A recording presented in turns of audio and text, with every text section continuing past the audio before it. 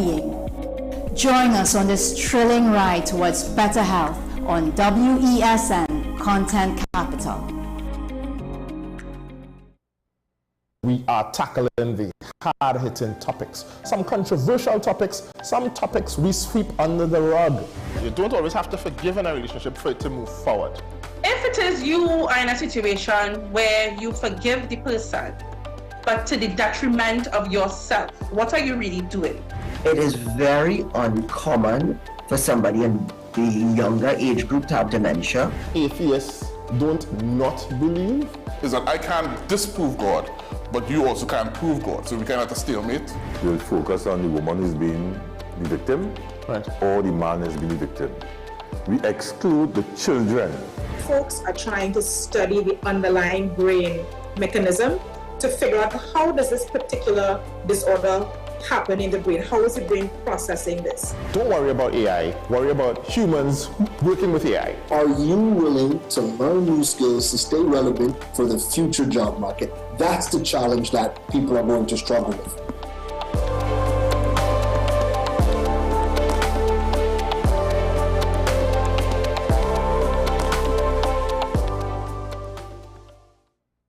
This is 10 questions. I'm Andy Johnson. The distance from where we should be in the world in going forward and our commitments with climate change. The effects of climate change that cannot be accounted for. It's called loss and damage, and we're seeing loss and damage happening so much more in this decade and the previous decade. The principal term there was this question of the correspondent banking issues. That is why we're trying to build capacity with this country here, Trinidad and Tobago, and other countries in the region. Man is not showing any signs of stopping or even slowing down. More than half of the forest in Trinidad is already gone. All the plants and all the animals and all of the nice clean water and fresh air and everything had to be on this planet for humanity to have a chance. We have small change when it comes to countries that can take decisions, and when they speak, the world listens.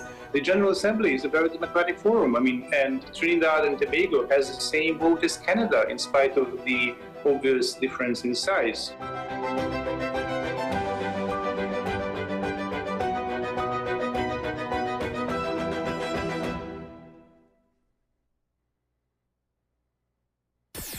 WESN.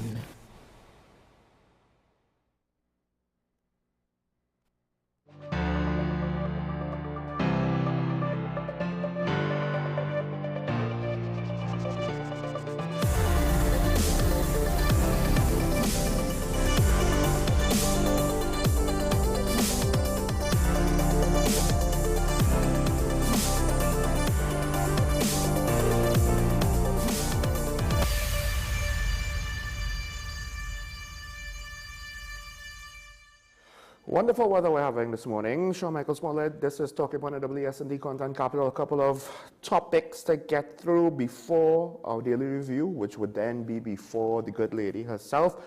Of course, the media budget review, something that has greater than normal expectations for a presentation of this type, because this is the first real official fiscal policy presentation. Maybe that's misstating it to some extent. It can be a fiscal policy presentation, but that's not necessarily the intention of a mid-year budget review, as we've spelled out in episodes past. So, of course, the Minister of Finance will have his first opportunity to really delve into his public speaking responsibilities in your role as Minister of Finance, David Tanku. And we'll see how he handles this situation. What will be interesting, first of all, would just be how similar or dissimilar he would be to a former finance minister, Comimbit. Of course, Vishnu Dampwal, I didn't really present a budget or do a mid-year budget review, given his short tenure as Minister of Finance at this year young. So that'll be one thing. How he handles himself with regards to that. Is his messaging going to be similar? Because then that would imply or might actually objectively display potentially similar errors being made. Or will it be very different, which could then either mean different errors or less errors, and or hopefully more of the latter, not so much of the former. Of course, the big question, and again, this is one that the political side of things wants to make a political issue and not always acknowledge that it's a practical issue. How will things be paid for? It's just a key question. And the inability to answer the question was not an indictment on the UNC's election campaign per se, because to some extent it was understood. There will be things about government finances that people not in the previous administration would not know. Not even the Auditor General knows some of these things for the last 2 years, which just happens to be the only 2 years under which she was responsible for the audit. Makes you think, right? So, of course, now, questions with regards to how much debt we're going to have to undertake, which to some extent can be interpreted depending on the amount of new loan financing we'll have to take on. The fact that Kamala Persaud-Bissess's administration is willing to do so after criticizing the PNM for doing the same might be a sign of just how desperate we are. And part of the reason why I said, how will Minister Tanku phrase his messaging, frame his messaging, will be to some extent very important, because the previous administration tried to do this balancing act of saying, well, things are going to be hard, but everything is going to be all right, and it obfuscated the truth of how bad off or not we were. And now, given what we've seen, and perhaps it could be based on more political messaging than actual reality coming from the current administration, we seem worse off based on how things are being framed, what context is being given. And hopefully, we will get more details, and by getting more details, we can have more confidence in the narrative being presented to us in the last 5 to 6 weeks. If we don't get a lot of details, then we venture into the territory of, hey, this kind of reminds me of what the PNM was doing, where we're not necessarily getting as much details as we would like, and we're getting some version of, trust me, I'm telling you the truth, instead of actually showing me what the truth is. And then, to some extent, we might have not necessarily the same exact result, but we'll be utilizing some of the same methods to get us wherever it is the new administration wants us to go. That might sound very cynical. But the thing about it is, people might say, give them a chance, have some patience. We are in a situation where we can ill afford having too much patience. That's just the sad reality. This is not, you're not hiring someone to just be a shop assistant in your bookstore. This is government of Trinidad and Tobago. At certain levels, like the CEO of a corporation, you literally don't get second chances. Government, to some extent, should not really get second chances, depending on the severity of the mistake we're talking about. And with regards to CEOs and the like, you're talking about financial viability, profitability, and in some cases, survival of a private entity. But when you speak about a government's financial survival,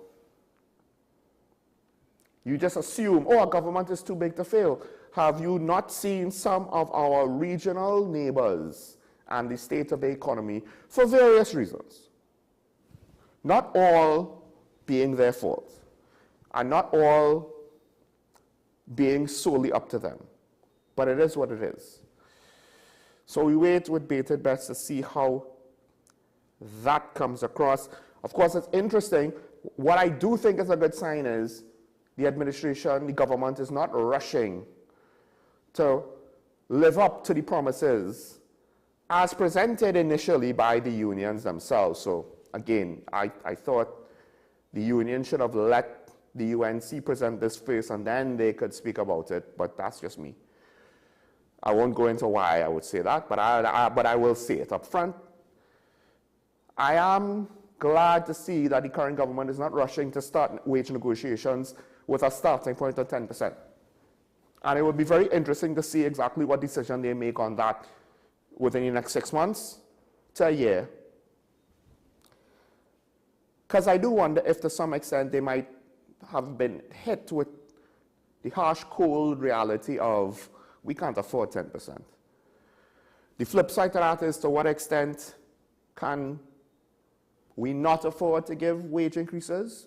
But then again, how many people in the private sector have had wage increases? Anyway, let's get through some other things quick. The students involved in the attack on Holy Faith Convent, they were suspended. And while, yes, they need to be punished, it seems as though they may have been suspended essentially in absentia. In the sense that police looking for them apparently have not been able to find them at their listed addresses, I believe in one report it said.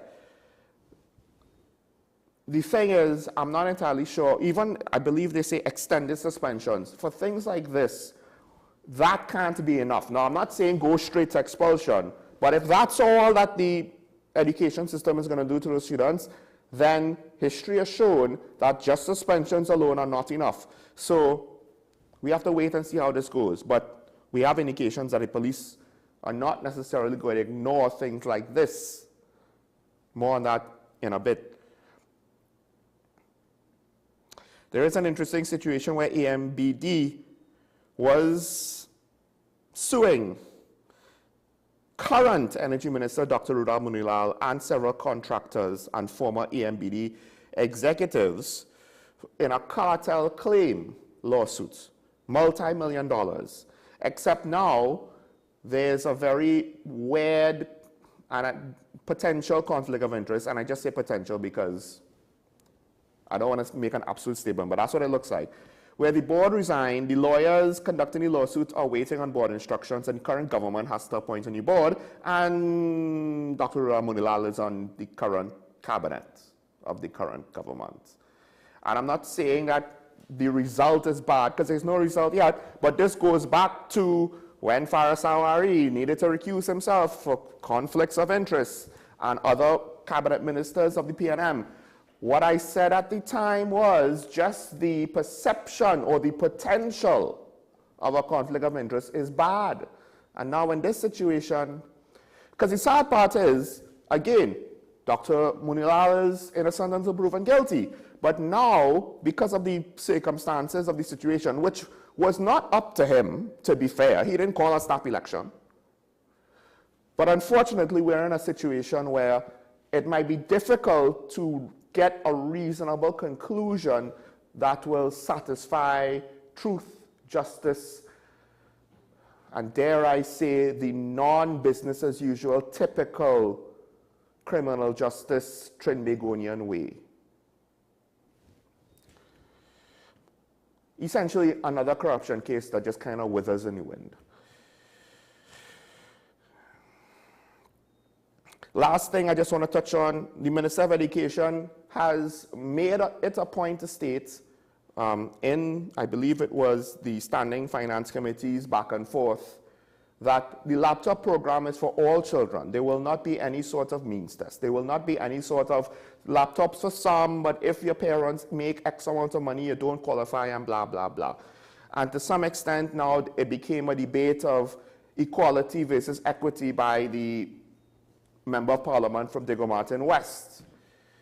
Personally, I heavily dislike the overuse of the concept of equity, because I think people at times don't realize there are some things, yes, where you have to try to be fair, and in some cases practical, like gates. But there are other things where, to some extent, why are you going to potentially punish people for being successful? Now, I'm not saying that you only apply one or the other. But part of it too is, to some extent, if you want to have a means test and all of that jazz, then ironically, while you would potentially be doing it to save money, there will also be the administrative cost to actually conduct that. And then you run the risks of having inaccuracies in the system, which I'm sure a lot of people are thinking, well, it's fine if certain people don't qualify and they'll just rectify it in the long run. But you could end up with certain people, you know, of lesser economic capacity falling through the cracks, not getting their laptops, etc., etc., etc. Now, granted, I don't necessarily think this is the most efficient use of government finances. But there's a part of me with regards to this. The means test for GATE is different because GATE, you're talking for each individual student, tens of thousands to maybe $100,000, right? Depending. A laptop like this, at least back in the day, was $5,000. So GATE is of a different financial scale. Because you might say, oh, well, the laptops is every year. Well, GATE is also every year. Technically speaking, you'll have a New Year group spending a lot more money, and it will be persisting over time. A little $10,000 here, a little $10,000 there, over the course of 3 to 4 years. So the need for means test, I don't know if it's quite the same as with regards to GATE, and sometimes it is administratively easier to just say we have a benefit for the country, let's just give it out to the country and not try to reinvent the wheel and actually make the situation more complicated and more expensive than it needs to be. I don't know what the numbers are to say that, but as someone who doesn't necessarily like the laptop program, I don't have an issue with every child getting a laptop, because then it makes it easier, and we can guarantee no one at that point will fall through the cracks and not receive devices. The minister was asking about internet connectivity, but I think the phrasing being used about internet connectivity devices, it might have mean basically access to Wi-Fi. I'm not entirely sure if his response spoke to that or if he was thinking it was regards to the internet connectivity built into the laptops, because that's a whole other question of access to internet service, and to what extent could the country be expected to bear that for certain people. That might be too complex and too expensive, but all right, let's just go quick. We'll take the first story in today's Daily Review.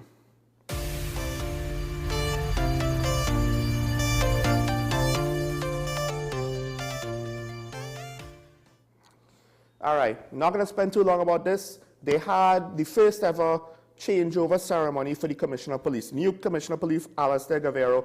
One thing I wanted to say about him before we close and welcome the good lady. He had a reasonably good presentation, seems to be a much better public speaker than his predecessor, seems to have an individual voice and an idea of who he is with regards to when he speaks to the public, what kind of message he wants to craft. He had a lot of good things that were said, one being that I wanted to highlight, definitely. There was an article about a father who said he wanted to be a good role model for his child in the daily papers. He had that article to talk about in his speech, and that apparently, he said, prompted him to move away from his prepared speech because he wanted members of the TTPS to become role models for the citizens, which I think the idea of it, that's the right direction we want to go, because to some extent, that covers a lot of ground when you say that. I need you to be a role model. That means how you do your duties, how you present yourself to the public, how you carry yourself, how you prepare your uniform, how you interact with the public, what you say and don't say, what you do or do not get involved in. I can't remember if he said it, but something like your integrity, and I'm heavily paraphrasing, you know, they could take a lot of things from you, but they can't take your integrity. You have to give it. So he was speaking with a lot of broad messages, some of it maybe a little bit more subtle than others, to members of the TTPS asking for all hands on deck. He, of course, he acknowledged the work of Junior Benjamin, which, to be honest, as his time as acting commissioner, was pretty decent, right? And Junior Benjamin, of course, also in his speech tried to encourage officers to work with the new commissioner. He himself reiterated the fact that he will work with the new commissioner. So to some extent, some people might say this is the obvious things that you're supposed to say, but I appreciate what they're saying. Back to the commissioner, the last point before we go. he did mention the fact, he gave some special thank yous at the end, which weren't necessarily fully reported in the daily newspapers. One to his mentors, right? He called them his gurus. He didn't name them or identify them, but he said they were in the audience. Senior retired police officers, which, that's great. He acknowledges his mentors. He had decent mentorship, I would imagine, given how he's handling himself, at least with the public communications. He also mentioned the fact that he was in special branch and he was a liaison officer, I believe he said intelligence liaison, with the American authorities. It makes me wonder if one of the reasons, and I'm not saying the Americans said, hey, we trust this guy, make him commissioner, but I am saying maybe they slipped a little note on the door saying, hey, we trust this guy, do with that what you will. Because the whole question about making a new special unit that has to go through polygraph testing when we already have units that have to undergo similar types of mechanisms has been brought up. Why do we have to have new units and so on and so on? I do believe there's a section of the American law enforcement agency that assists Trinidad and Tobago that looks at certain parts of our criminal justice system with a wary eye. And perhaps this new commissioner has the trust and confidence of our foreign partners and hopefully could be a sign, because he did reiterate the fact that they have always helped us, that he's confident that they will continue to help us. Hopefully this could be a sign that we get the help from our international partners that we need to take out a bigger dent in transnational crime, and that the current police commissioner is going to do more than just take weed and the occasional handgun or sort of homemade shotgun off the street. But time will tell. Let's take that break. When we come back, the good ladies here, stay tuned.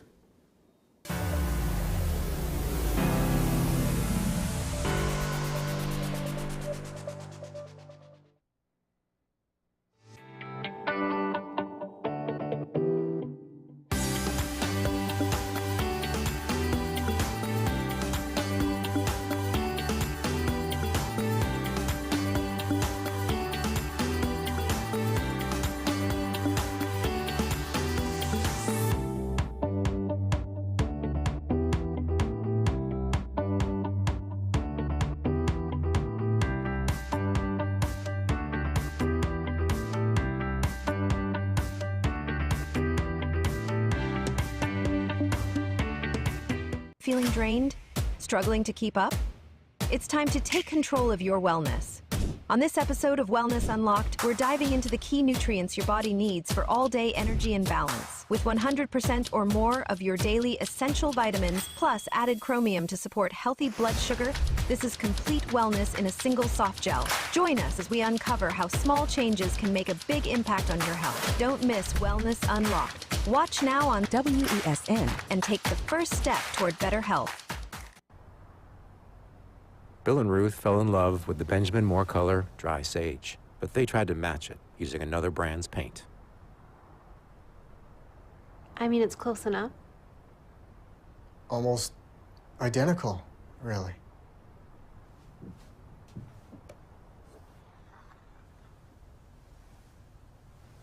Yeah, there it is. Never trust another paint to be a Benjamin Moore color. This is 10 Questions. I'm Andy Johnson. The distance from where we should be in the world in going forward on our commitments with climate change. The effects of climate change that cannot be accounted for, it's called loss and damage, and we're seeing loss and damage happening so much more in this decade and the previous decade. The principal term there was this question of the correspondent banking issues. That is why we're trying to build capacity with this country here, Trinidad and Tobago, and other countries in the region. Man is not showing any signs of stopping or even slowing down. More than half of the forest in Trinidad is already gone. All the plants and all the animals and all of the nice clean water and fresh air and everything had to be on this planet for humanity to have a chance. We have small change when it comes to countries that can take decisions, and when they speak, the world listens. The General Assembly is a very democratic forum. I mean, and Trinidad and Tobago has the same vote as Canada, in spite of the obvious difference in size.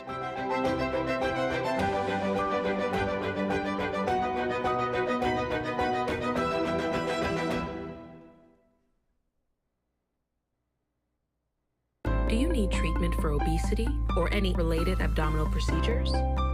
The community hospital now offers minimally invasive laparoscopic surgery done by an American-trained, board-certified surgeon with over 20 years' experience. Give us a call at 235-5479 for more information. The Community Hospital of Seventh-day Adventist, where good private health care is affordable. We are tackling the hard-hitting topics, some controversial topics, some topics we sweep under the rug. You don't always have to forgive in a relationship for it to move forward. If it is you are in a situation where you forgive the person, but to the detriment of yourself, what are you really doing? It is very uncommon for somebody in the younger age group to have dementia. Atheists don't not believe. Is that I can't disprove God, but you also can't prove God, so we cannot have a stalemate. They'll focus on the woman who's being the victim, or the man has been the victim. We exclude the children.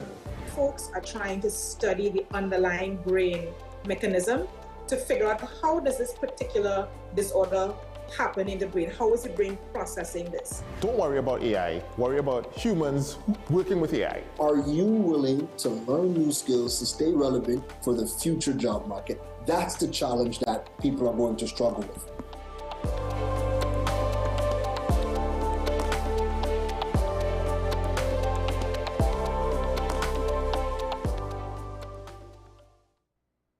As always, we appreciate you starting your day with us. Let's get into this morning's first conversation.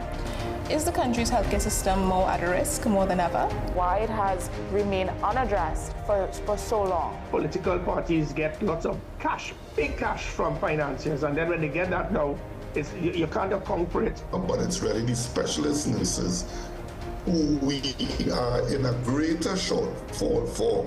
We can tap into the resources and have them, at least form some mentorship programs. Highlight our food systems, and which will attract persons from all over the world to come and experience something that actually supports the local economy. We're lucky that we have a vibrant legal system that allows change to take place, and it's not that matters are just swept under the carpet and discrimination is allowed to be perpetrated. A lot of people don't know that, there were attempts to ban the carnival, suppress the carnival.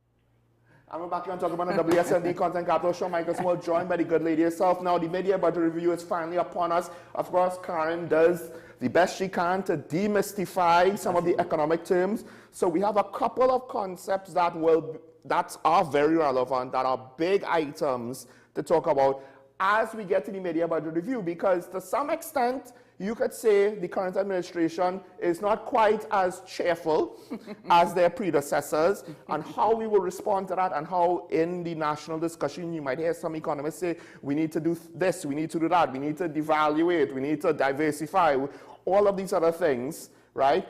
We the people need to make sure that we understand that, so that our own opinions, as best as possible, could be informed and then heard.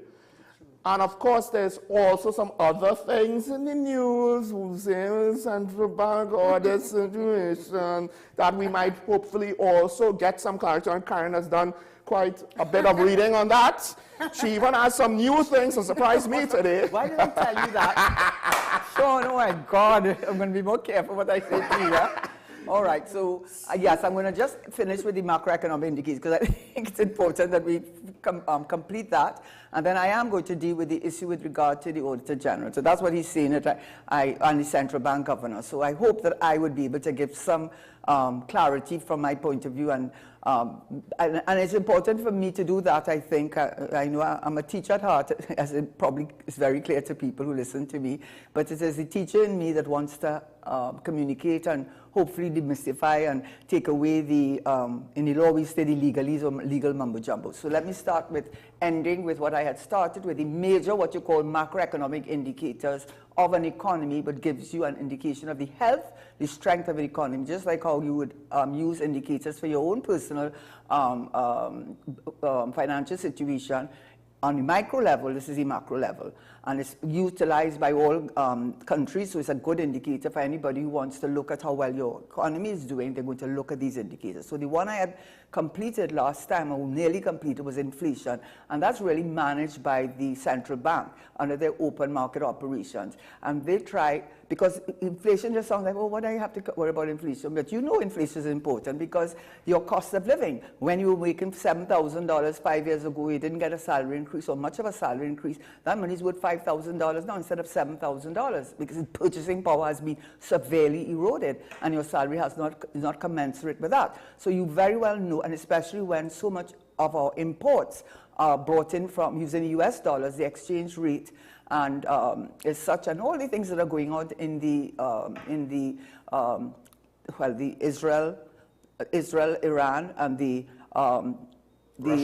yes, and it's, thank you. Yes, all those things going on, you know, it really complicates matters for us. So let me end with the inflation. So we looked at inflation and said there's core inflation, headline inflation. And the headline inflation is the entire basket of things that a normal household would use, like food, transport, but other things that would... Cleaning supplies. Exactly. And then, right. Supplies. Okay, so there we go. Look, I have a good student here, you know. And then, so then you have the core inflation. But what is the key now is you're trying all the time, working with the minister and the government, because one is the fiscal focus and one is more on the monetary focus as it indicates. But what you're trying to do is control the money supply. And why? Because if there's too much money in the system, too much money chasing too few goods is going to encourage the businesses, whether manufacturing or retail or etc., to raise their prices because people can afford. So it seems. And then as the prices go up, yes, it may increase more employment because they will be encouraged to open up more businesses, expand their business, but it feeds into a cycle that the former central bank governor called going down a slippery slope when we reached 10% inflation when they said the economy was overheating. So you don't want that to happen. So the last thing you would do, we looked at reserve requirement. He reduced the reserve requirement that banks are required to keep a percentage of their funds in cash. So in the case somebody comes and wants to get their money, which is highly unlikely. So they reduce it from 14% to 10%, so to have more money in the system because the economy is tight, the economy is not very stimulated, and the economy is more or less flat as we already know. So you look at, you're going to tell me something? No, just at the foreign exchange situation. Yeah, I'm going to go to it right. Will contribute directly to that, I would imagine, the shortage of foreign exchange. Yeah, well, yes, the shortage of foreign exchange would do that. So just dealing with the inflation. So the money supply, meaning money available for people to invest, people to purchase, and so on. It's going, because you want to encourage people to do that, you're going to put more money in the economy, and therefore the central bank governor can determine what the reserve requirement that banks are required to keep, or commercial businesses, in order to keep it in cash. And now he dropped it from 14 to 10%. The other thing, the repo rate still, with the new monetary report, it's still 3.50. Basis point, as is the language they use, but the point is that again is the repurchase interest rate that banks have to pay to the central bank when they borrow from the bank, central bank overnight. But the key thing is it is a signal to the commercial banks what interest rate they should charge. And it used to be 5% a few years ago, and it has stayed at this point because, again, you're trying to stimulate the economy, encourage people to borrow. So the last thing that they might do, one of the last things they do is if they want to put money into the economy, they would then buy treasury securities. They will buy those because they want to then make available more money. If they want to take money out of the system, they will sell these securities, because then people purchase it. They take that money out of the system, and what the bank does is that what they call it why am I having a senior moment?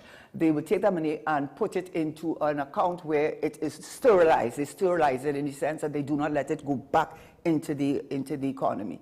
So One is selling, one is buying, is controlling the money supply. So I'm finished with the inflation. I want to turn very quickly to the very important thing that people are concerned about, all of us are concerned about. And in fact, when you read the central bank's report and a summary of the report that was put in one of the newspapers yesterday, it lets you know basically that our imports are far in excess of our exports.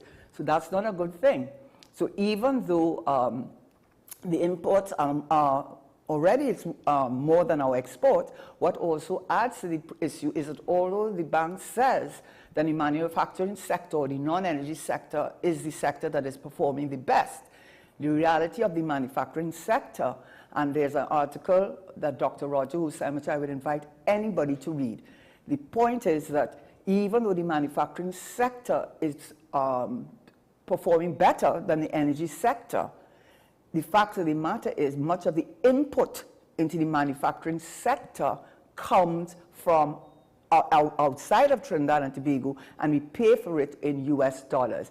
And in fact, that is one of the points that Dr. Hussain made when he's talking about this new, it's not really de-dollarization, isn't that? This CARICOM payment settlement system, which is supposed to allow countries within the CARICOM region to trade with each other in each other's currency, so that the need for using US dollars will be reduced, so we can still supposedly save our US dollars. So the idea behind it also too, the transactions will be faster.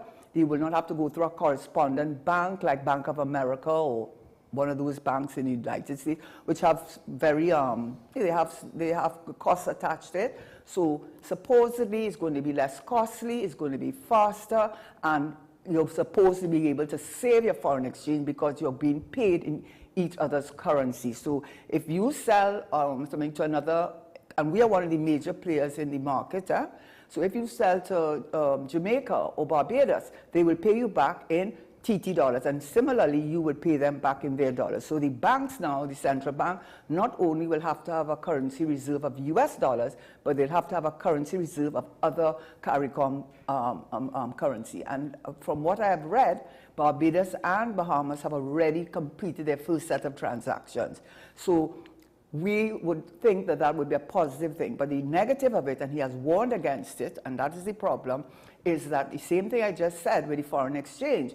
The reality is, even though the manufacturing sector, the non-energy sector, has increased in terms of export, he made the point, and it's the fact that the inputs for much of that is imported, and you're paying for it in US dollars. So he says, you know, you have to balance the value of the non-energy sector making a contribution to the economy, as opposed to, is it really saving foreign exchange? Because the idea about allowing us to trade in each other's currency is to limit the amount of US currency that we have to use in trade. But that is in relation to intra-Caribbean trade. And as I said, he made the point, and that's why he warns against it. He says that, let me see where he said it. He said, expanding exports within CARICOM, particularly through this system, can unintentionally worsen foreign exchange pressures if production remains dependent on extra-regional inputs. While regional sales generate TNT dollar revenues, they do not replenish the country's stock of hard currency. So you have to understand, yet firms still require US dollars to finance to imports, creating a scenario where export expansion drives increased foreign exchange demand without generating corresponding foreign exchange inflows. So there's a downside to it. There's a catch-22. Yes, you're not having to use your US dollars to trade with each other, but since most of your manufacturing comes from the inputs, the raw material, whatever it is, comes from abroad, you're going to have to import that still, and when you're importing it, you have to pay for it in US dollars. So you might be putting pressure on your already reducing foreign exchange in US currency, which still is the currency of the global currency, whether you like it or not. Yes, euro, yes, the others, but end of the day, everybody accepts US currency. Well, also our importers, if possible, would use Canadian dollars or euros or pounds, but those things too are also suffering shortages, and it's tight, you know. Other alternative foreign exchange currencies will be used if they're available. It's just they're similarly at times not available. Right, and the fact of the central bank in their report, which I think the rising imports costs outpace export earnings. That is the point the central bank made. So while they talked about, while they talked about how the non-energy sector was doing better and had outpaced the energy sector, when you look at it, at the end of the day, it ends up with that we are paying our deficit. We are importing more than we are exporting. And guess where the major imports are from? Retail and cars. And also, he mentioned too that investments abroad.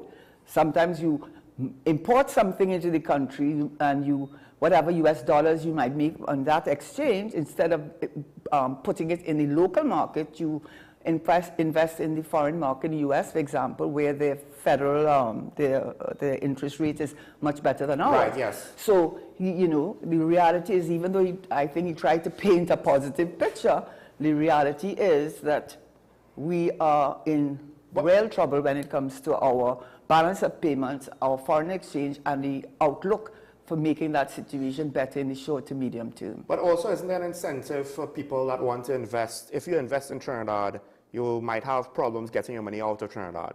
But if you invest abroad, then that pool of money and the dividends from that investment or the interest from that investment will not be stuck in Trinidad, so you have more flexibility. You can always bring it in, but it's taking it back out. So even local investment is not necessarily fiscally incentivized to stay here. But you know what's the problem with that, at least from my point of view? You're making your money to do that from here, and yet you're taking your money that you made from here and taking it out. And then you turn, and I think someone else who wrote, Noble Philip, I think it is, wrote an article, and he did say that the major ones are the cars and the retail, yes. and they're the ones the most vociferous about getting foreign exchange and investing abroad. I think, this is just an opinion, but when you ask how do they determine who or what banks or institutes or commercial enterprises should get the lion's share of foreign exchange, they say the ones that do the most business. No, that cannot be right, in my respectful opinion. It has to be those who are producing and earning foreign exchange, because that's what we don't have. Because you can't be asking me for using up my foreign exchange and then turning around and saying you don't have enough foreign exchange. I think one of them said that their medical goods or their prices of pharmaceuticals had risen because of foreign exchange shortage. That cannot be right. And then you have these small, I know they have this window with Exim Bank, but they should also factor into making the small and the medium enterprises, give them a break so they can have foreign exchange, because they're the ones that suffer the most. They're the ones that pay the hardest pressure from not having access to foreign exchange. And the focus should be those who are producing rather than buying and selling, using up our foreign exchange and turning around and want more. So that was the point about the foreign exchange. And the devaluation, you see the problem. With the devaluation, yes, if you devalue, that means your exchange rate against US dollar will be greater. So let's say we devalue to 9-1, or as some economists have indicated, 10-1.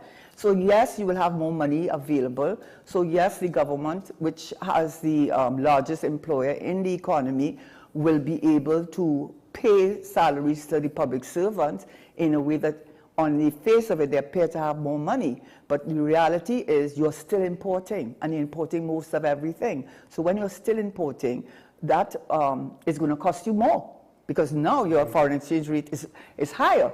So it's going to cost you more. And when it costs you more, things are going to cost more. And when things cost more, the same people, now that $10 is really now even worth less. It was already at $8, now it might go down to $6, because the cost of imports have risen against your so-called increase in salary. So that's, and also the point I already made, which is what many of the economists have said, if it is that your export markets, and we're not talking about the energy sector, if your export manufacturing sector in particular, if it is reliant on inputs from abroad, then when you devalue your currency, the inputs are going to cost more. And if the inputs cost more, you're not going to be as competitive in the regional market because now your goods are going to cost more, and it's also going to affect inflation in the country because the goods are going to cost more. So you have to weigh the pros and cons. There's no silver bullet. There's no answer that you can get a perfect answer, but I do not think at this point in time, until we see our exports increase, until we see diversification in a real meaningful way, until we see the energy sector, which I think by 2027 we should see far more production, and we already see because of these wars, the price of oil has gone up to about $75. I looked at it yesterday, and the price of natural gas was trading at $381. So that brings me to the mid-year review. I'll just say very quickly, because I want to deal with the exchequer. I just wanted to add, like, if you look at, say, Japan, for example, their exchange rate is ridiculous, but they're a first world economy, and in part why?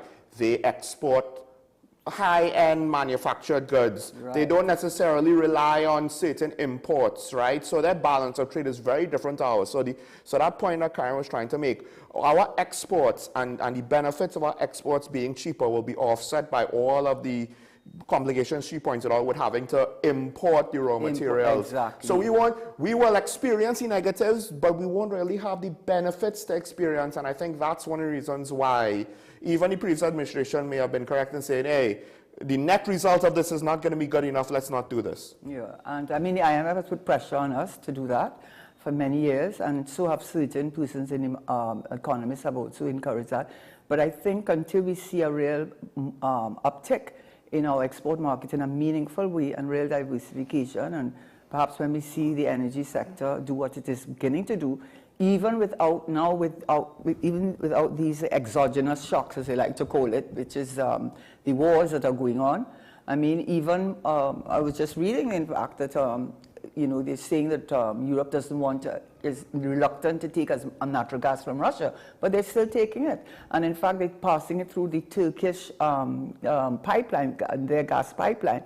And it's reported that they're importing more than they were importing before through that route. So with the big players, BP and Shell and Exxon and the big players pivoting, as I already said, to the fossil fuels, that together with these wars are helping to push up the price of natural gas as well as oil, and we do expect in 2027 to see a significant uptick in production. And if prices hold, then we should get some level of relief, and hopefully we will learn from our mistakes in the past.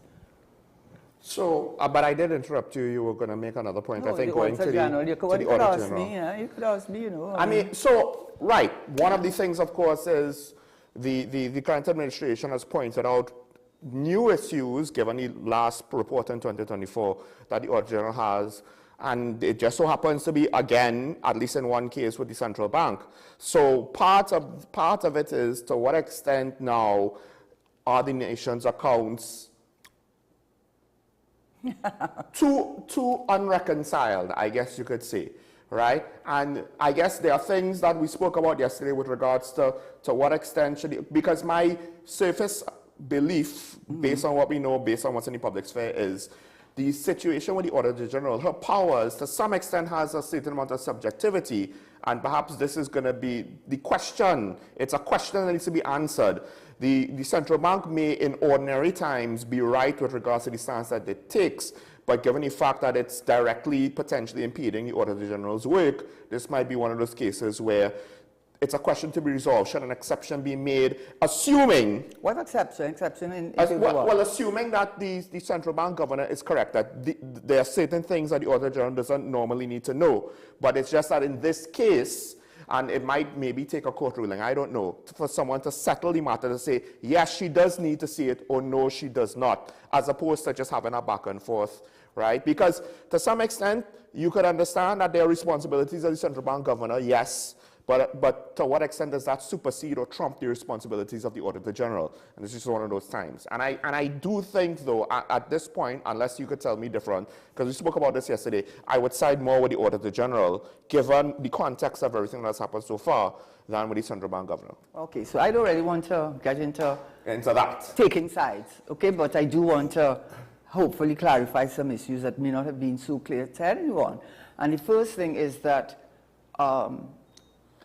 could the Prime Minister order or direct the current Minister of Finance to direct the central bank governor to retain the Auditor General as his external auditor? Yes, the Minister of Finance can do that because the legislation says that he may appoint an auditor, the board may appoint an auditor, but it says, I think in Section 50, with the approval of the minister.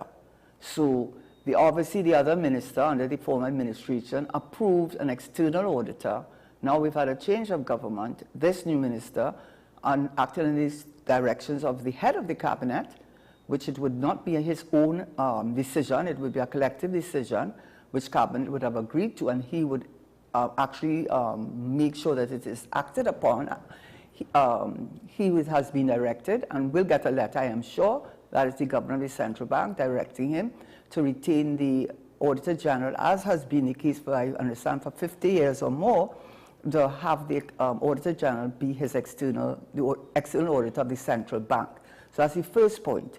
The second point that has to be made is that the accounts of the bank are the accounts of the bank. It's not the accounts of the country.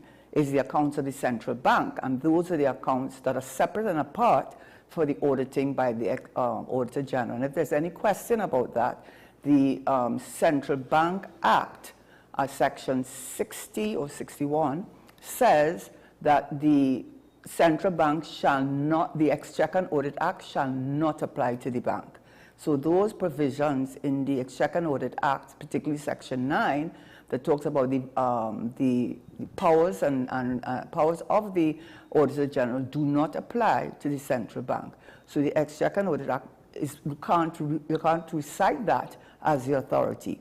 So that's one thing, and the accounts that they talk about with the central bank is not the public accounts as we understand it, but that's why I think that has to be determined, and that's the issue that needs to go to court and be determined once and for all what is meant by that. And the reason I say that is because though the Central Bank Act clearly says that the Exchequer and Audit Act does not apply to the bank, nevertheless we have something called our Constitution. The Constitution is the highest law of your country, is the highest law. And Section 116 deals with the creation of the post or the Office of Auditor General. And the provision, I think, that the current Auditor General wanted an opinion, a legal opinion on, and which he had approached the former Attorney General to get to finance or to pay for that legal opinion, and where he said he couldn't, he would allow that but nothing more. That's my understanding anyhow. It was because of Section 116.2. Remember, the Constitution will trump, no pun intended, the Exchequer and Audit Act as well as the central bank. So this is what it says. Section 116.2 says the public accounts of Trinidad and Tobago and all officers, courts, and authorities shall be audited, shall is mandatory, annually by the Auditor General. And for that purpose, the Auditor General, anyone authorized by him, in that belief, shall have access to all books, records, returns, other documents relating to those accounts.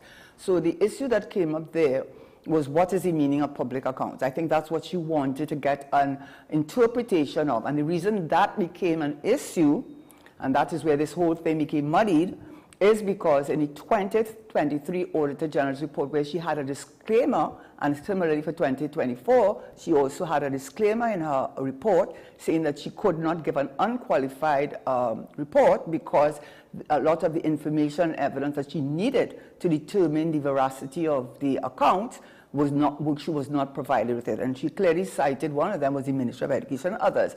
But this really, I think the issue of public accounts came up because when the central bank introduced in February 2023 the electronic check clearing system and Go Anywhere platform, what it did is that they not only dealt with checks from the private sector, but they would also deal with checks, government checks. Right, yes. So it went beyond that. So that's where it got a little muddied. And when the minister, permanent secretary in the Ministry of Finance, after they had initially, in January, unsigned accounts, stated the revenue to be in the vicinity of 62 point something billion, and then they came back and said, oh no, we made a mistake. it's really 64 something billion. So about 2.6 understatement. That's a lot. And so eventually, back and forth, in April, the permanent secretary, which is the accounting officer of the Ministry of Finance, authorized the Auditor General to have access to the electronic check clearing system and as-you-go platform of the central bank, because that had been an issue between the two of them. And after that authorization was given, what I can say between the letters, and it's on her report, she attached it to her last report, but what I can say is that the central bank governor basically said, well, you got your authorization, so one factor was, or one condition was met.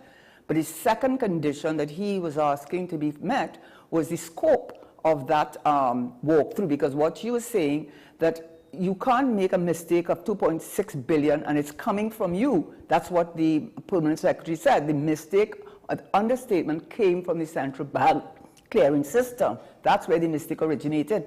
My understanding, the mistake was a decimal point. I mean, that's kind of unbelievable, but that's what I understood. Instead of putting it for 2-point-something billion, they put it for 2.6 million. Yes, I think that's what it was. And so they gave her authorization to go and check, and her officers authorized by her or him, as the Constitution says, to do a walkthrough and see where that error occurred. Mm-hmm. And he would not give her that authorization. And when she insisted that the officers that would be sent there would take an oath of secrecy, etc., and they would not be looking at any or reviewing or any private checks, but only government checks to see where the errors would have occurred, he just said he's not giving her access. That was the end of that. He's not doing that. He just said he's not doing that. And that was in 2023. And now in this 2024 report, what even strengthens her position with that is that she reported in her report that 339 checks were not included in the electronic clearing system, the checks that they would have, the electronic copies of the checks that they would have sent from the bank to the Ministry of Finance, because what the Ministry of Finance is the Treasury. So all the ministries are supposed to collect all the revenue and expenditure accounts from all the ministries, and then by January 31st of the year, send it over to the Auditor General. And of course, she has until April 30th to late before Parliament, if Parliament is not dissolved. Well, the election kind of delayed that a little bit. And that was, in my view, was deliberate. But in any event, so the question there became, yes, the accounts of the bank are separate to the general accounts of the Exchequer and Audit General has that authority to see the evidence and to see vouchers, etc. But the first error was when understatement 2.6 billion, and it came from their system. It came from the central bank system. And then she said in this report, 339 checks were not included, so that the statement of revenue was understated, and it was only until April or something after the time, or June, I think, after the time for the deadline for preparing the report, the audited report, to be laid in Parliament. It's only after that the Controller of Accounts have informed her of that. So the revenue position is also not correct. So her position was, we need to find out what 116.2 means when it says public accounts, given the role, in my view, I think that's what it is, the role that the central bank plays in her carrying out her responsibilities. Because also, when you read the central bank, go to the central bank's website, and they talk about the electronic clearing, check clearing system, they make the point that the reason for the objective is to create efficiencies, to create also a certainty, and to assist with the financial stability of the country. And that's exactly what the central bank, working together with the Ministry of Finance, that is, or you could say the government working with the bank, are responsible for together to ensure the financial stability of the country. So I think, as I had said before, but I have more clarity, and maybe I need to have more, but at this point in time, that's about my understanding of it. I think you will need to get a clarification, given the matters that I mentioned, what is meant in the Constitution, not the Central Bank Act, not the Exchequer and Audit Act, but the Constitution of Trinidad and Tobago, what is meant by public accounts. Does it or does it not include the bank. And what is worrying is that he wants to know the scope. And he said, well, I'm not going to look at anybody private checks. I just want to know government checks. And he said he just very tersely said he cannot accede or to that request. Now, it may be he's acting on instructions from the minister or not. I don't know. I don't want to. The previous minister. Yes, and I at don't. At that time. Yes, and I want to say that my last statement on that is I do not think that I do not know Mr. Hilaire. But I do not think that he is being deliberately difficult. I do not think that is the case. I think that there are things that we do not understand, and whether rightly or wrongly, I think it will only be clarified when maybe we have a legal action or something is taken. But I do not think that to take this position that he's stonewalling her and he's being difficult and challenging authority, I don't know if it's as simple as that. So on the basic principles as I see it, I would agree with you. I think yes, there is a world where someone in a position like he is, on the basic principles of his responsibilities, he can't just automatically concede without thinking it through and really making like a detailed decision, right? Now, one could argue that the eventual decision might be to concede and give the Auditor General he wants, but you need to understand, it's not like just an automatic thing, because he has certain responsibilities that's on the central bank side, that he can't just, the law doesn't give him a direct answer in writing to say, well, in this case, you do X. And then how do you define or contain the information that the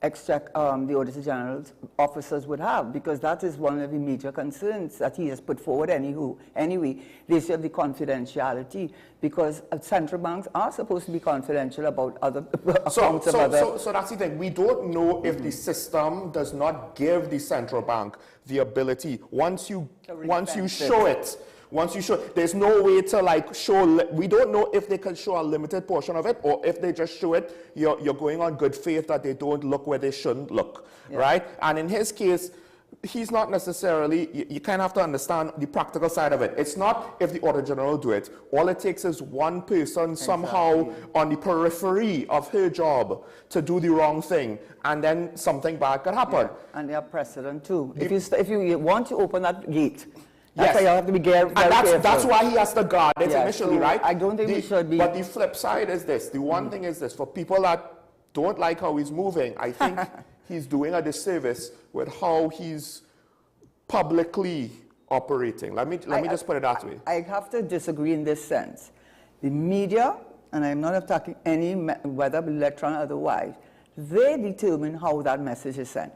For instance, yeah, it is, because I saw the photos that they took of him, and all those photos made him look very belligerent and very difficult. And maybe I'm saying that because it happened to me. Well, I will say this, more often than not, my criticism for the media is the reverse, is that they just report what is said.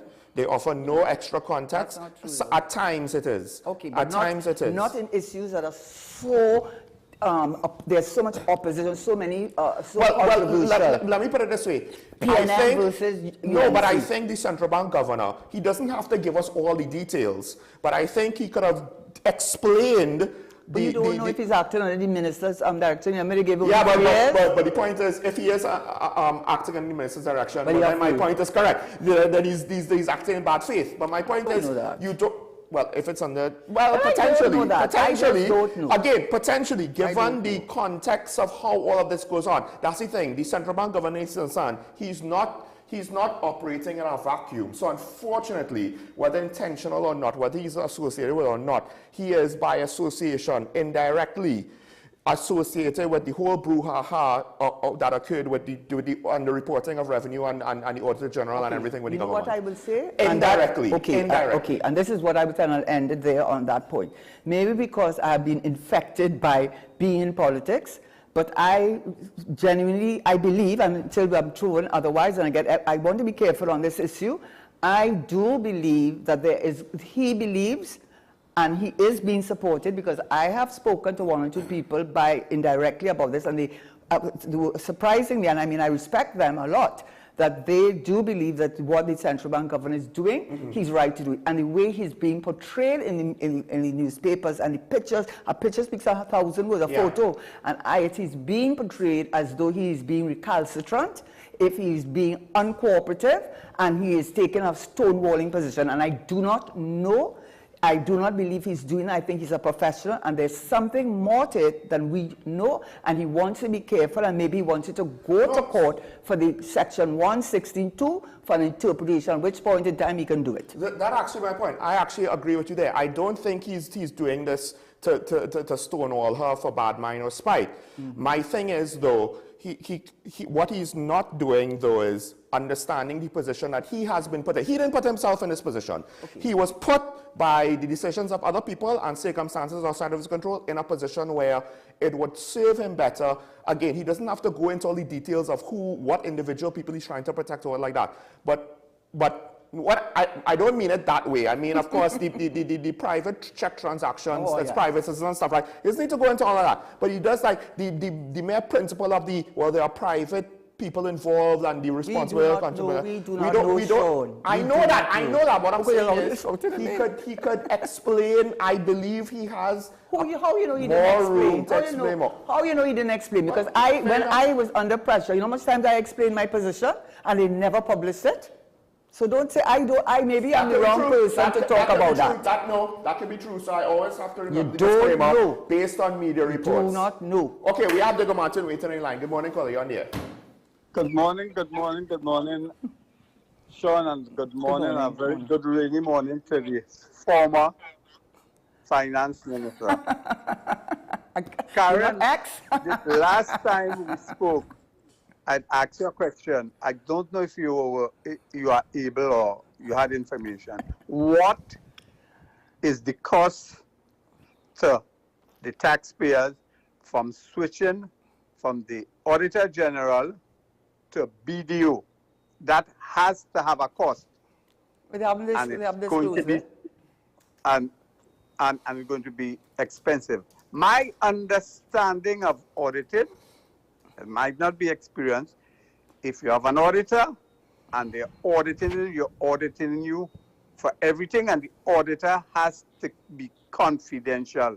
You have to disclose everything, else you're going to get a flood of management letter. And at that point in time, you either give them the information or you go searching for a new auditor to give you a nice audit firm. Just like all those rating agencies. When you get a bad rating, you go and look elsewhere to get a good rating.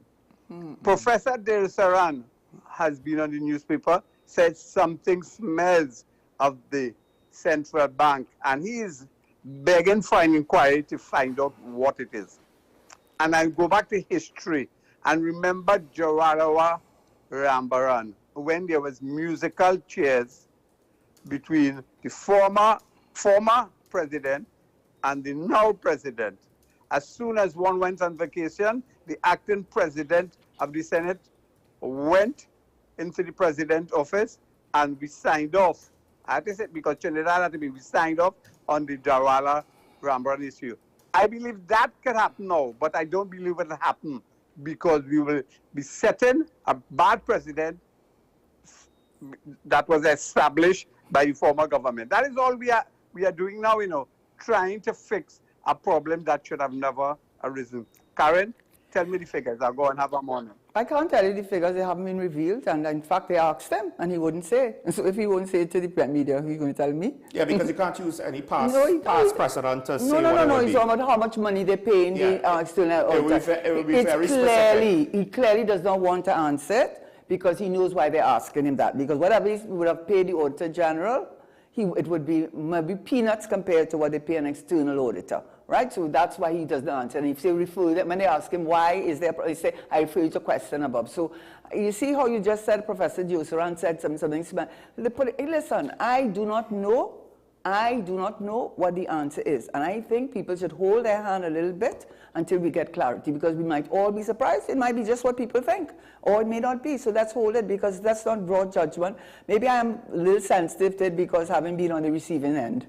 I will say this though, one of the things is a lot of the circumstances that suggest something is wrong is really due to the previous government, not anything directly attributed to the central bank governor. Yes, there were a couple of things, a couple of decisions he made, but as we already saw, there could be very well a principal stance of why he has to make that initial decision, right? So a lot of the fishy things that we know that are questionable, that has to do with the political side of things. We can't directly attribute that to the central bank governor. So that's why, and I understand Karen being very careful, and I do wish other academics would also be similarly careful. We have Dabadi on the line. Good morning, caller, you on the air? Yeah, a very pleasant morning, Karen. And yeah, I want to totally agree with Karen this morning. And Karen is saying maybe because of the position that she was in, no, but Karen, put on your lecturer's cap and give us a firm answer. The central bank is very much independent.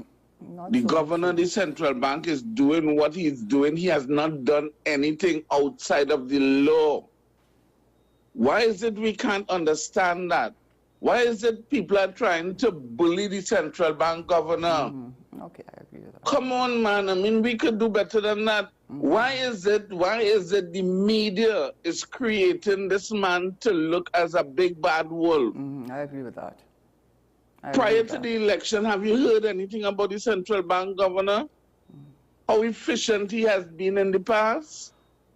Why is it now that certain people, they targeted him and believe that they want him to do what they want to do? Come on, Karen, you're 100% right, and don't give an excuse in because of the position you're in, although it's quite valid. I understand. But put on the lecturer's cap and let them know exactly what is the legal aspect of it. I'm getting a recording coming back to me. I want to make one point here now. I have always commented on the police service with respect to things that I believe that they're doing wrong, from a strategic plan and a work program and how they go forward with their policies and their programs. I want to say this morning that I am not too much in favor of the quote-unquote young sweat, the young superintendent who would have been elevated to the rank of commissioner. First of all, I think that he does not have sufficient experience to hold on. I say, first of all, I do not believe that he has sufficient experience to hold that position. He has worked in the special branch for many years. So he will have to depend a lot on his ACPs and DCPs to assist him. Secondly, I'm looking at the morale of the rank between superintendent and commissioner of police. There are hundreds of police officers there who would be demoralized. The whole morale would be really, really dropped. Although it's a paramilitary organization, I'm saying too that they would have had expectations. I've known a few ACPs and DCPs who have been studying hard to acquire some level of promotion, and there the Police Service Commission, I'm not wrong in them, I don't know what criteria they utilize to bring somebody and leave out a few hundred officers between that rank from, because he's an acting senior sup, so therefore a substantive post is superintendent. So it's only fair that I give him a chance and see how he operates. His first experience of facing the media, his presentation, it sounds like he can do the job, but you have to be a very good manager. You cannot go in there pretending that you know everything. You must be dependent on your junior officers, I mean the senior ranks, the police officers who are at that senior position, his DCPs and his ACPs. Yeah. But on the cover shot, I don't think that they are pleased with the promotion. Because remember, this young man came from where he came from, nobody had known of him, and he just blossomed to the commissioner of police. You know, so you'll have a wonderful program and have a nice day. It's wet outside. I hope that the drivers on the road take their time, and I'm locked on and listening.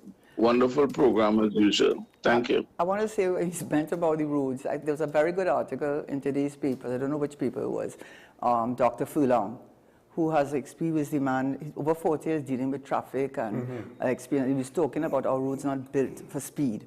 But it's a really good article. No, yes, and people should read it and take it into account. Like, if you look at the Tobago Highway, that is not built to have the speeds of a highway. Because you have, like, side roads just coming in, like if it's a normal... And so on. So some people should read that article. And when I read it, I thought it was a very good article, very helpful. And he was really advocating that they should not have the speed limit, because nobody, he says, if you say the speed limit is 80, they're going to drive 100. If you say it's 100, they're going to drive 120. So that's one of his arguments. On the highway, if you say it's 80, if you say it's 100, the ones who are going to speed are going to drive at 150. That's what I've seen. Yeah, so that is what he was also saying. But I just want to say, somebody's waiting to talk. Yeah, we have a caller on Rima. Good morning, caller, you on here? Yes, sir, good morning. Good morning to both parties. In my humble opinion, I tend to disagree with Davide and his opinion about the Commissioner of Police. One, any Commissioner of Police, it doesn't matter what is their rank before or their age. All commissioners, all CEOs delegate and depend on other people to support them to be effective. Is Davide saying that he expects the commissioner to be so highly skilled that he will know everything? No, a lot of police officers pass through the system as commissioners, and they never knew everything. So I tend to disagree heavily with Davide this morning. Thank you. I'll listen to it. So this is what I understood. To some extent, yes, the commissioner's experience in special branch might, no pun intended, be so specialized that he might not have the overall broad experience that you might want ideally for commissioner. But it doesn't mean that he'll be a bad commissioner. And Davide did admit that, right? He said based on the presentation that the commissioner had, he sounds like if he could do the job, right? But the main point I think he was making was he essentially substantially is a superintendent that bypassed all the senior soups, assistant commissioners, and deputy commissioners to become the commissioner of police. And while to some extent, I don't necessarily care, if you don't like it, that's your problem, be better, right? Except, given the fact that he, as you said, he has to rely on his executive. He did say before he presents plans, he will consult with the executive, right? We will have a discussion. Then he will speak to the media. And if their disgruntlement or demotivation will affect their job performance and how they collaborate and work under him, then that could be a problem. And that is a more practical reason to say why you don't easily bypass people and promote underneath them. The flip side is this, and this is a suspicion of mine based on one statement that he said. I think the Americans know and trust him, and that was a point in his favor. Who said that? He said that? No, he said that he has been a liaison with the Americans. Okay, all right. And he made a point to thank them, the representative, whoever was there, for being there. So I believe he's worked with international partners before, and he has a good work relationship with them, and that might be a benefit for him, because he acknowledged we do need their help, right? I got you. Because we've said that before, right? We have San Fernando on the line. Good morning, caller, on there. Good morning, Sean. Morning. Good morning, Karen. Morning. Thank you very much for your sober information on the central bank. I disagree with Sean. We had this discussion yesterday, and these what ifs that you throw into the discussion, Sean, you could go off the rails with what ifs, if it is that you're not careful. And I think that is to Karen's point, where the media has been taking a narrative which is unfair to the institution and the governor as a whole. Now, Karen, with respect to the BDO, situation, I think not enough has been discussed as to why it is that the central bank governor has appointed BDO as external auditors in relation to the what you call it, to the Auditor General. I think that needs to be clarified. If you could shed some light on that to the public. Well, I mean, with respect to the police commissioner, I will always be in favor of a new commissioner because of the crime situation, and I want it to get better in Trinidad and Tobago. However, to Dabody's point, I have spoken to a couple of my friends who are senior officers, more senior than this gentleman, and there seems to be some underlying disappointment in his appointment just because of his rank. I think I think what people, a lot of them seem to be there long. The situation. They're there longer. A lot of them have figured they qualified, and this thing came out of the blue, not without much explanation to them. So I think that is, and I hope that, because a lot of times those are the things that that is the core that he needs to help him create a better service. So I hope this doesn't impede his plans to bring down crime in Trinidad and Tobago. And one more thing, morning, Dabody. I ain't tell you morning in a long time. Have a good day, folks. Thank you, caller. I don't know if you want to respond to anything first, and then. Well, the last point you were making on the Commission of Police, remember, he didn't appoint himself. And it's not even, it was the Police Service Commission. I don't think that has changed since the government changed. I'm not sure. I don't think so. The thing, the nature of it is, yes, we know he didn't appoint himself, but the problem is, he will unfortunately bear the bad will. But you know what, Sean? Whoever they put, they're going to be people who are not going to be happy. That's true. Just because they weren't happy with the appointment, or because who they wanted didn't get it. And I think an important point is the Police Service Commission. I do not think the membership has changed to the change of government. No. And they're the ones that had the responsibility, and they're the ones who went on the merit list and was #1. So I think we need to get over that, and people are not going to be happy. I think what you just said to me has a lot to do with him being made. Because if you're looking at what's going on and you're connecting the dots, as Mr. Pandey would have said, you would see there's a certain narrative or a certain line that this current government is taking in terms of dealing with crime and a next thing, or associating themselves with the U.S. But the one thing that did trouble me, I have to say, but I just saw a little clip on the television, when he said that he has to thank his former police, like Burroughs. I said, but Burroughs is one. If you read the Scott report, which I have, I don't know, it's not. When you read the Scott report, you'll be very concerned on the flying squad or whatever it is. When you finish reading that, I didn't know if that was such a good reference for him to have made, because as soon as I heard that, I said, what? You're looking at a person who was removed from office for all kinds of things, for being involved in the drug trade, and I got very concerned when he did that. I have to see. But I just want to say this quick. I do the what ifs at times because the what ifs are already there. So let's say the underreporting of revenue. I heard, people say, where's the money, where's the money, where's the money? Well, if the problem is that government says revenue is underreported past, or more often than not, that's one of the reasons why I go into speculation, right? To try to turn things off of the bad speculation, to put it a certain way, right? Or to give it a reasonable hypothesis to potentially discuss. We have Digger Martin on the line. Good morning, caller. You on the air? Yeah, apologies for coming in again. 3 quick points. Very quick. The police service, or the Police Service Commission, have appointed somebody apart from the leadership of the police service for the first time to go at the top. So they're looking at something in a different way. Because if you do the same thing all the time, you're going to get the same result. And I'm hoping that this choice now is something different. And it appears to me to have looked like a brand-up selection, so select. But they went outside the leadership where there's a lot of question and a lot of those senior officers with respect to the hierarchy. So that is a good step, and I suspect there are lots of other junior officers who possibly could be catapulted into the thing. The other one is Dr. Furlong. And I read the article too, and he had made a very critical point.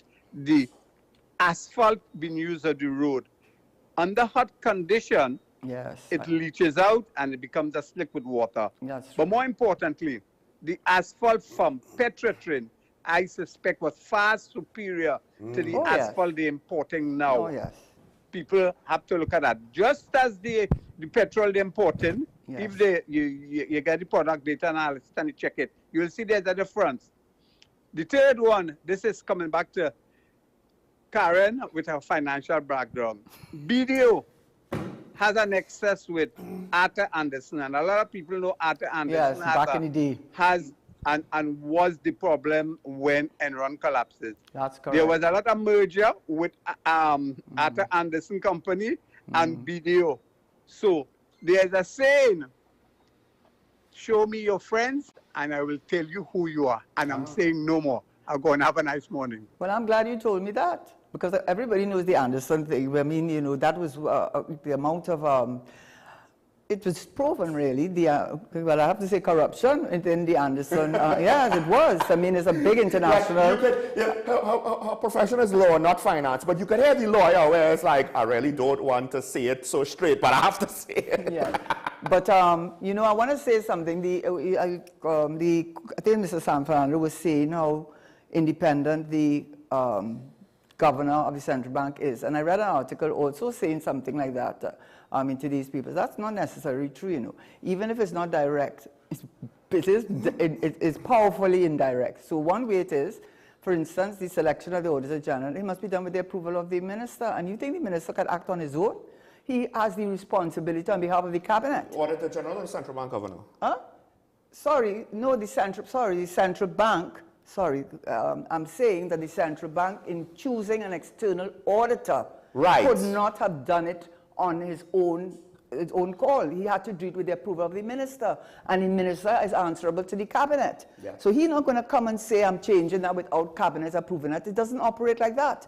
It does not operate like that. And then even who is the governor of the central bank? Who does that? The president. Who appoints the president? The electoral college. Who has the majority in the electoral college? The government of the day. Why do you think Mr. El Hilaire is the central bank governor? Because the government of the past government wanted him.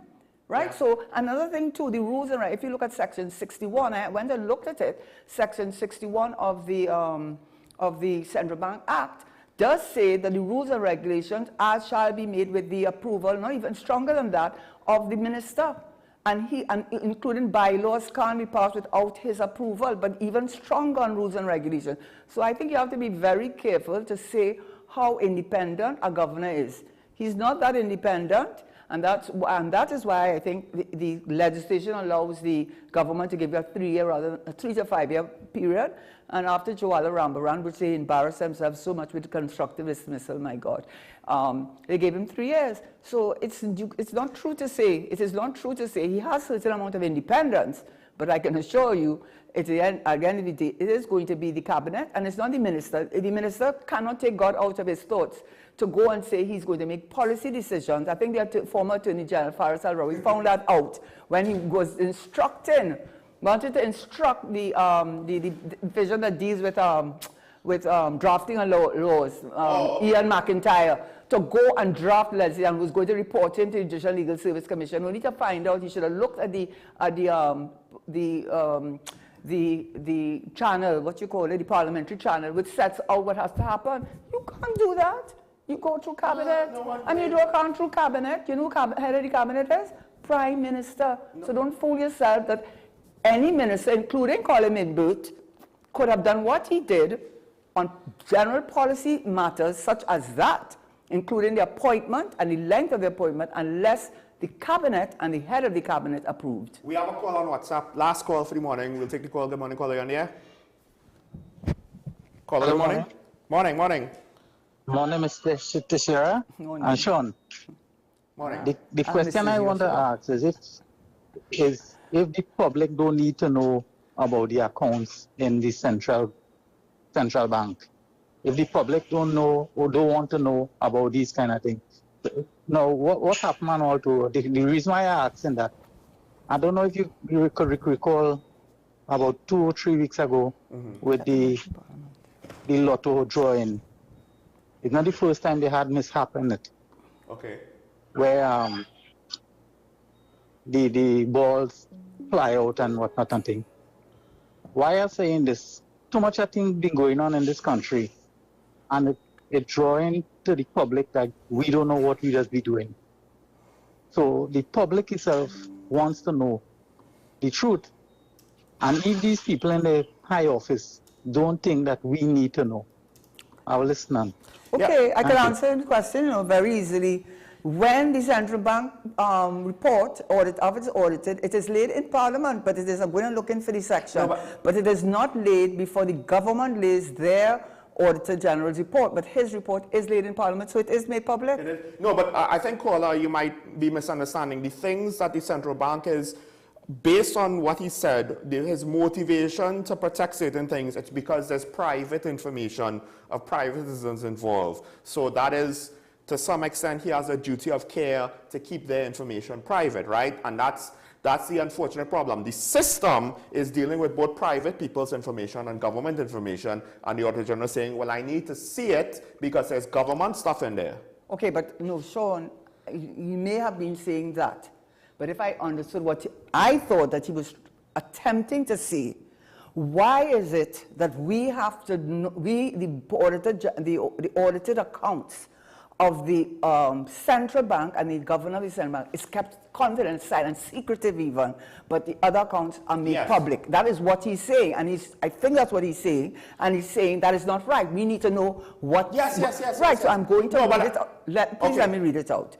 Section 53, accounts, reports, and statistics, if I'm pronouncing it correct. Section 53, the bank shall within 3 months after the end of each financial year cause be made to be transmitted to the minister, a report dealing generally with the operation of the bank, a copy of the annual audited statement of accounts certified by the auditors, and the 53.2 says, the minister shall as soon as possible after their receipt, A, cause a copy of the report together with the audited statement of accounts thereon to be laid before Parliament.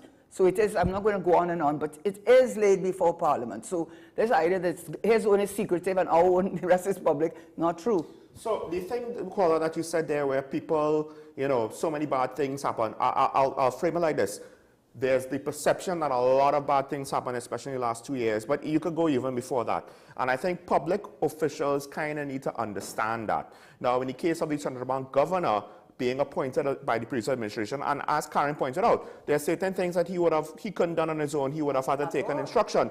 But unfortunately, the flip side to that is there'll be the quick assumption that he is a servant of, right? It's the assumption. And I get it. And this is where Karen is trying to push back.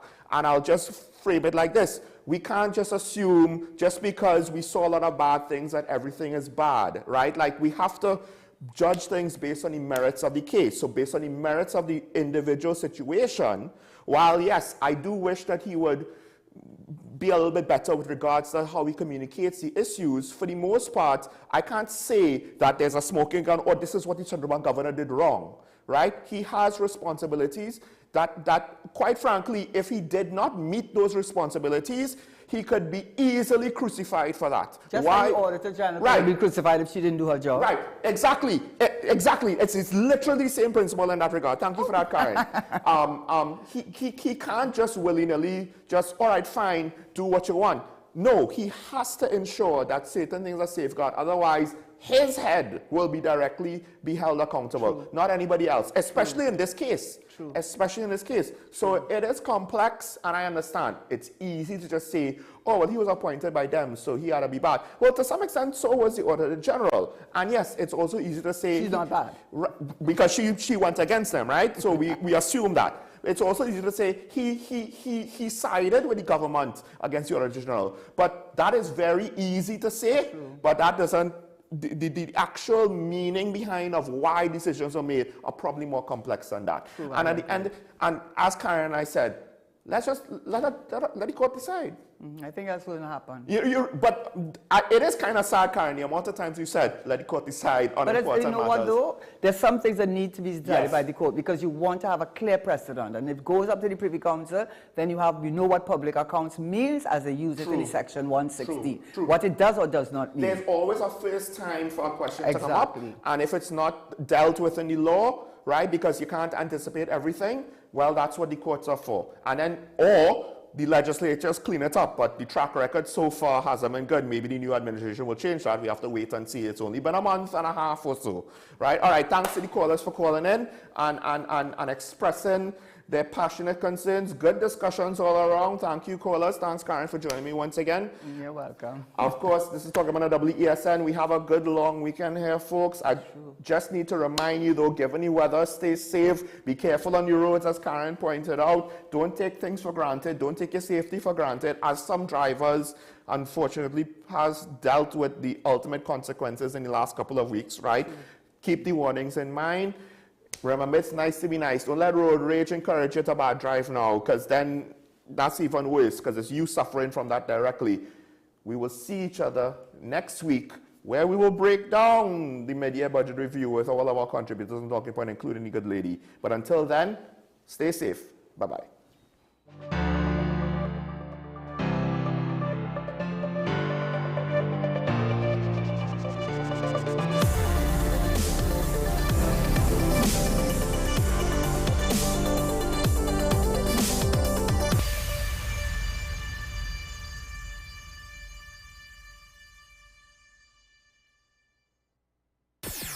WESN.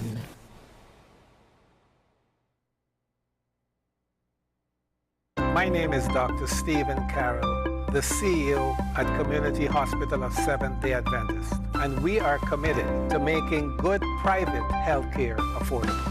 For all your medical needs, including dental, radiology, laparoscopy, behavioral and mental health, along with many other services, contact us for more information at 235-5479. Community Hospital of Seventh-day Adventist, where good private health care is affordable. Low energy? Heart concerns? Migraines slowing you down? It's time to take control of your health. Join Wellness Unlocked, the series that brings expert advice and real solutions